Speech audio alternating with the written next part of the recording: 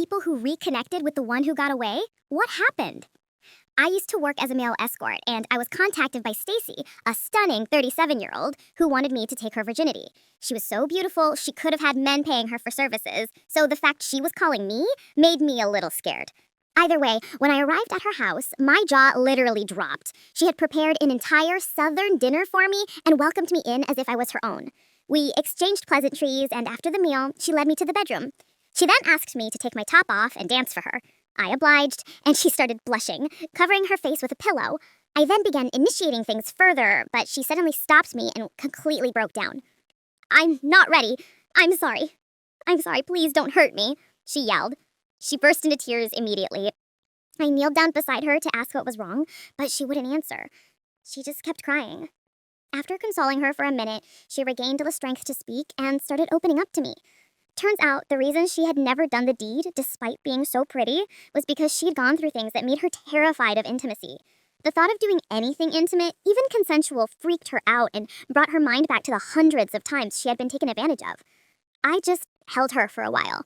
We spent the day together, with her teaching me to bake donuts, hiking around her local park, and when it was time to go home, she asked me to spend the night. "I just want to wake up next to a man and feel like a loved wife," she said. My heart broke for her, so I said yes.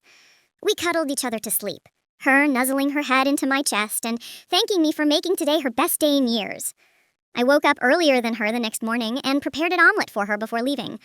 There was something special that drew me to her, and it wasn't just her looks.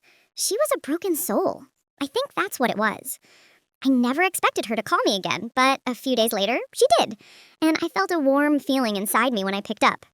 She apologized immediately, saying she had something to tell me and begged me not to get mad at her for it. She said she'd pay me to come over so she could tell me in person, as she couldn't say it over the phone. The entire car ride over, I was anxious as hell, but when I finally showed up, I found her with her eyes red from tears. Turns out, she had cancer. Terminal brain cancer. Doctors said she had 12 months to live. Later that day, she told me there was nothing she wanted more than to experience actual intimacy at least once in her life and asked me to help her break down that mental boundary. I took her virginity that day and did it as gently as I possibly could. She cried afterward, thanking me for making her dying wish come true. What hurts so much is that over her last year, I truly fell in love with her, and she fell in love with me. But, of course, fate had other plans. We explored every fantasy she had together and shared so many special moments. She was a part of my life that I knew it was doomed to end, but I never had the strength to close the chapter until it was closed for me.